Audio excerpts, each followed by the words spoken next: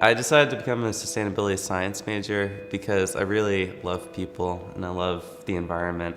And so it's a little bit of an idealistic major, but I want to see the world become a better place. And part of it is the environmental side, but then there's also the social side. And so I'm more focused on the social side and how do we make people's lives better and how do we make the world a better place just for everyone.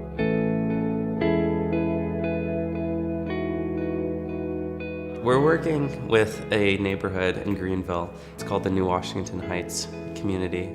They have a 27-acre plot of land in their neighborhood where a school used to be. The school was around whenever segregation was happening. It had a strong, lasting memory for the people who went there. Part of the project, we wanted to have commemoration for that, for the school, and make sure that the place stays rooted in history while being improved for the future.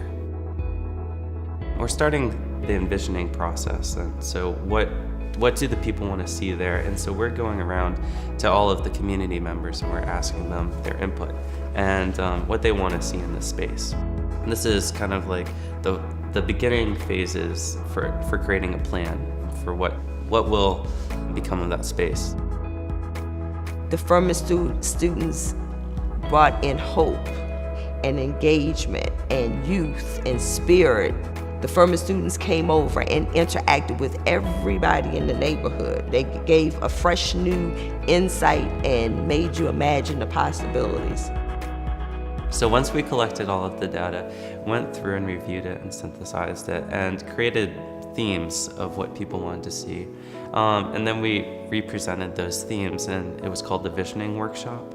We went back and then refinalized and created a presentation that we ended up giving to all of the community members.